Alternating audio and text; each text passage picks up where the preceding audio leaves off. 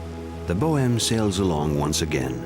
These young Hungarian crew members take advantage of their free time to relax on the boat's upper deck. Passing through the Wachau, considered the most picturesque part of the river's upper course, we spot Dürnstein, where Richard the Lion-Hearted was imprisoned after his return from the Crusades in the 12th century.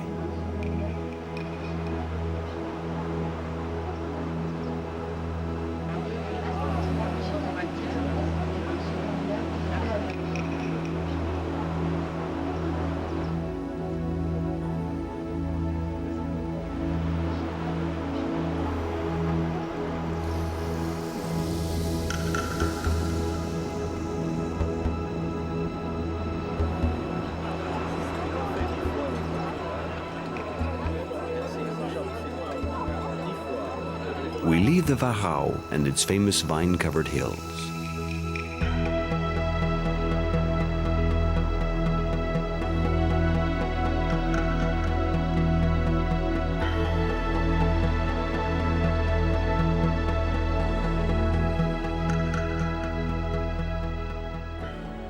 In the wee hours of the morning, we arrive at Bratislava, capital of the young Republic of Slovakia.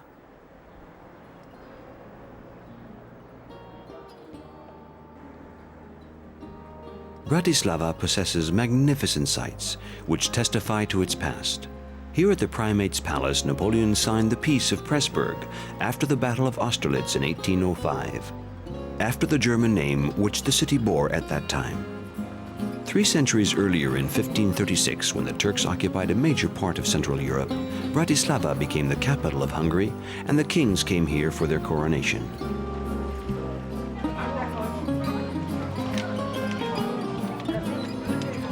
The Grand Square is a place for walking and leisure activities. The palaces around the square bear witness to its former splendor.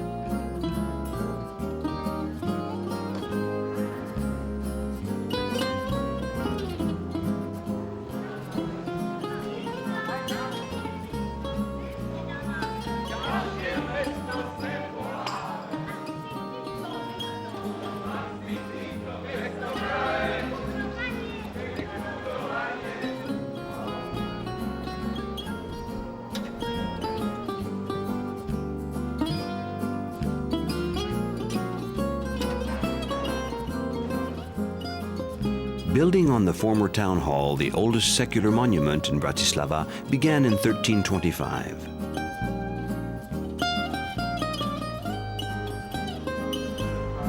Nonetheless, the castle remains the city's most symbolic structure. It stands on the heights dominating the region and the Danube.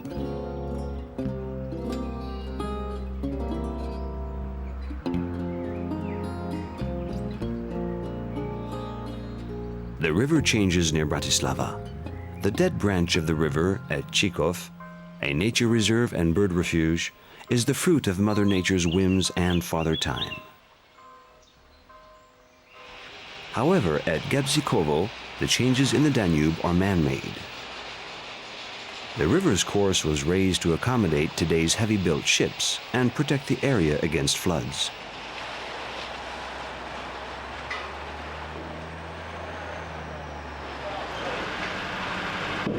The inhabitants now have to take a ferry boat to cross the Danube's artificial canal.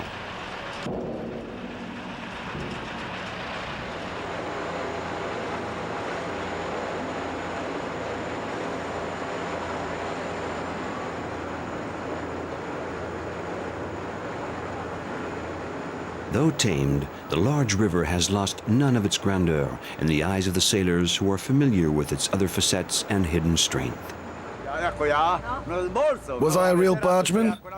Sure, and I still am. But things have changed. This is different from the real navigation on the Danube. Navigating on the Danube is far different from crossing right here. When I used to navigate, I liked to go over the rapids and cataracts in Romania.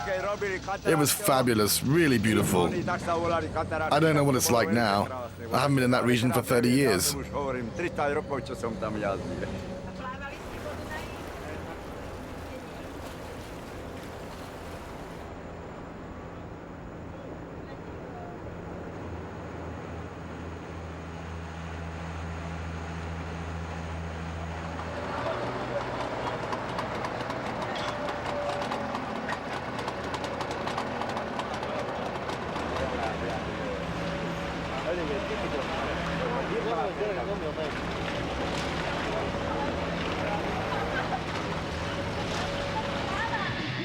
Bratislava, 6 in the evening.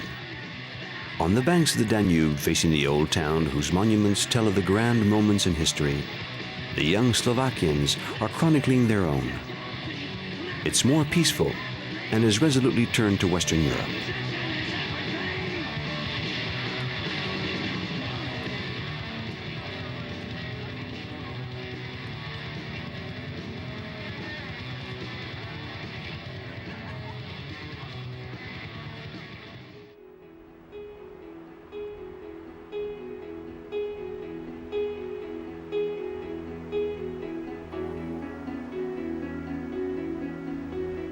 Leaving Bratislava, dominated by the illuminated castle, we head towards Budapest and Hungary, our last cruise stop in Central Europe.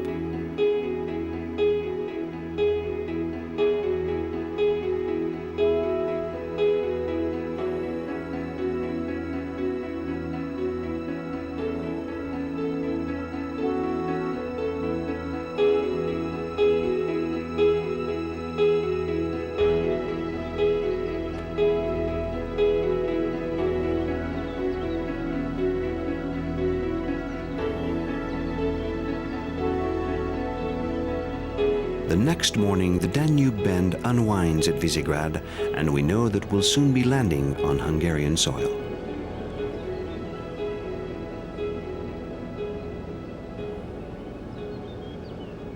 Less than 30 miles further on, at the last curve in the river, appears the city of Budapest.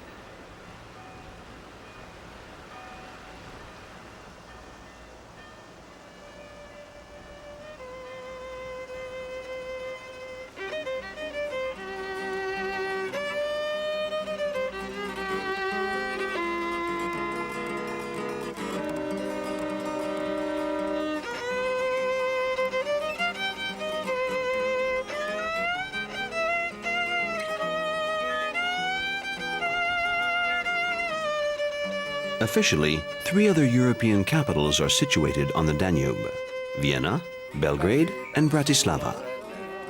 But Budapest is truly the queen of the Danube. Here the river both divides and unites the city. The histories of Budapest and the Danube are invariably linked.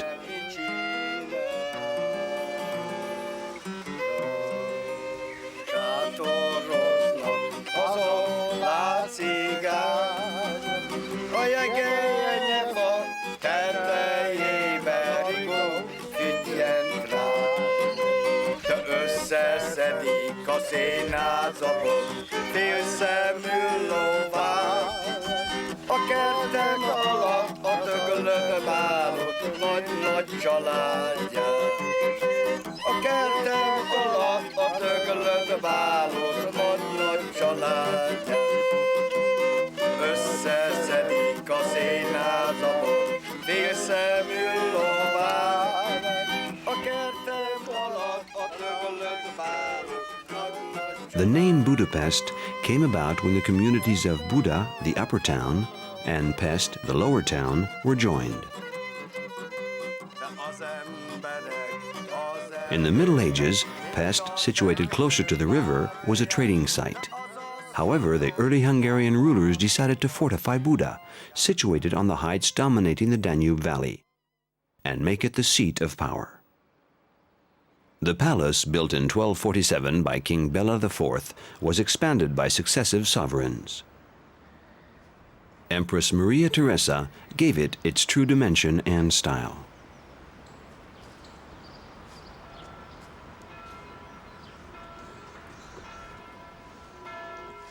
Placed under the protection of Saint Stephen, the first king of Hungary, stands Notre Dame Church. The church is better known as the Matthias Church. King Matthias Corvinus, king during Hungary's golden era, reigned in the mid-15th century. His symbol was the crow.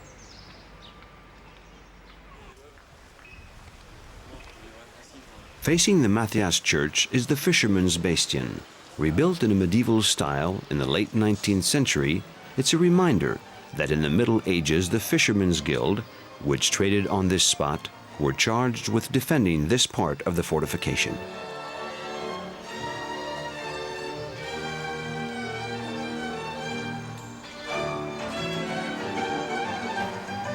The castle district is made up of streets and alleyways, and only cars belonging to neighborhood residents may enter the area. Here people stroll at their leisure, as they're inclined, observing here and there the tiny architectural elements adorning the classical or Baroque building facades.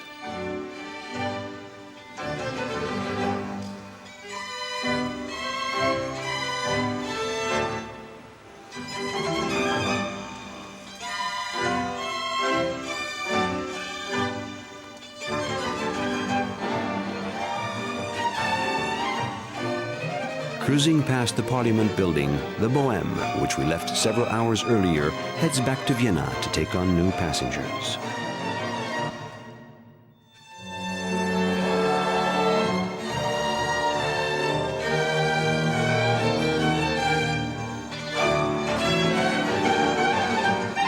Accompanied by Brahms' Hungarian dances, we crossed the chain bridge over the Danube to Pest.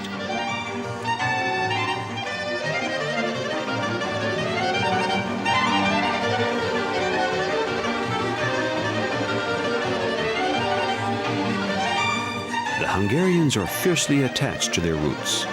A legend about the origin of the Hungarian tribes relates that two wandering knights named Unor and Magyar, led by a white stag, carried away two beautiful princesses. The Kingdom of Hungary grew out of this double union. Heroes Square, a monument commemorating the 1000th anniversary of the Magyar conquest of the Carpathians, honors the 6 Hungarian tribes.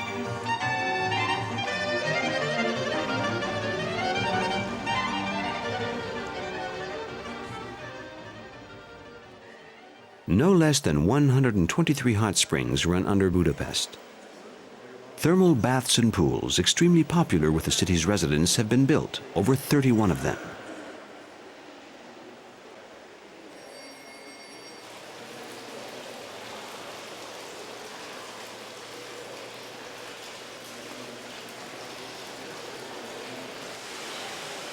One of the most unusual is the Hotel Gellert, built in 1914 in the Art Nouveau style.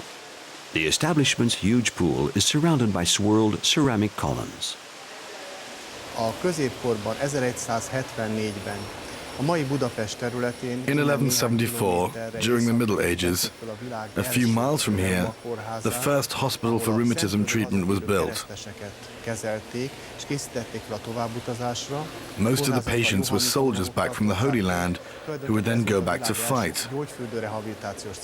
Later, the springs at Buda were mainly used during Hungary's golden era under the reign of King Matthias. Then there was the period of Turkish domination for 150 years. The Turks destroyed the country and the baths, but they did build their own baths, 5 in all. They are still open to the public. People like coming because they are ancient, about 500 years old. The baths, dating from the 16th century, are no doubt the most amazing aspect of the Ottoman presence in Budapest. Suleiman's Turks ruled Budapest from 1541 to 1595.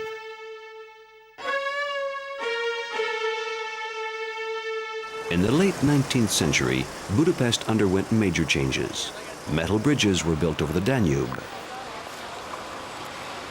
The Great Market Hall was also constructed at that time by Gustav Eiffel's engineering company. Today still, this market is one of the busiest in Budapest. Here you can find fruits, vegetables, and countless spices, including paprika, the essential ingredient in Hungarian cooking.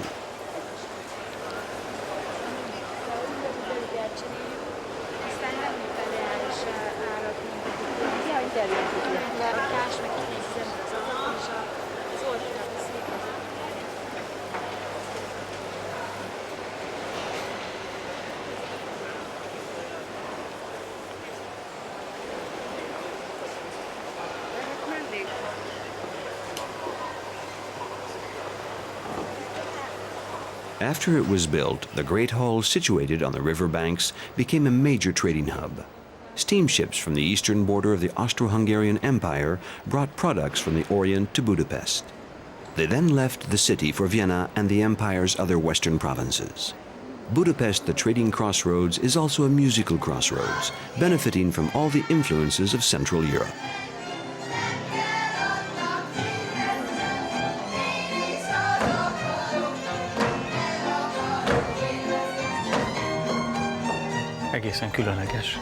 Hungarian music has a truly special character, and it can't be compared with music from other European countries. Let me give you an example. For the Austrians, the waltz is a music in triple time. When the Hungarians play the csadas, everything rings out immediately. Our voices, our pronunciation, the intonation of the words, the tonic stress, are always on the first beat.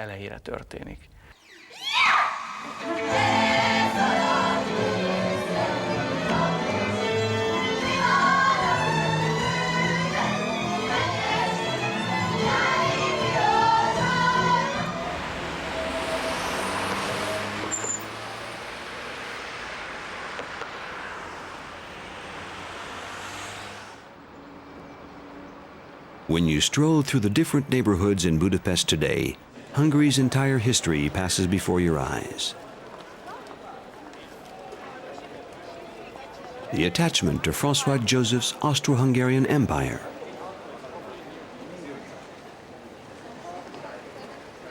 The 19th century, symbolized by the famous Gerbaud pastry shop.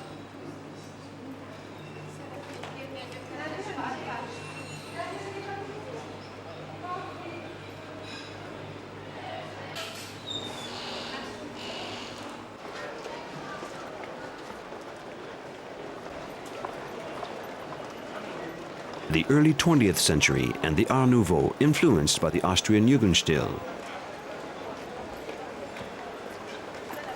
Not to mention the years of Soviet domination, symbolized by the old Trabant automobiles.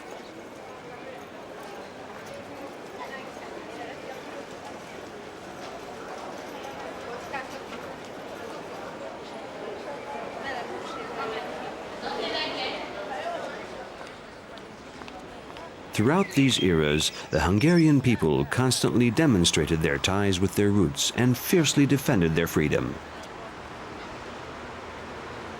Added to these basic values is their innate talent for music.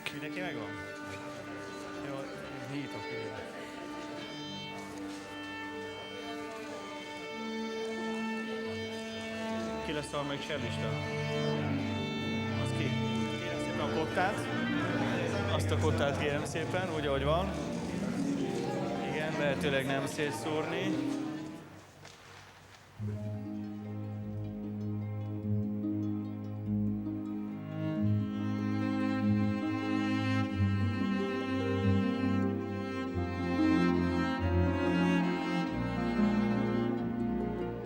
Franz Liszt is, along with Bela Bartok, the greatest Hungarian composer. He knew how to draw inspiration from the folklore, and better than anyone else, managed to express Budapest's romanticism and beauty.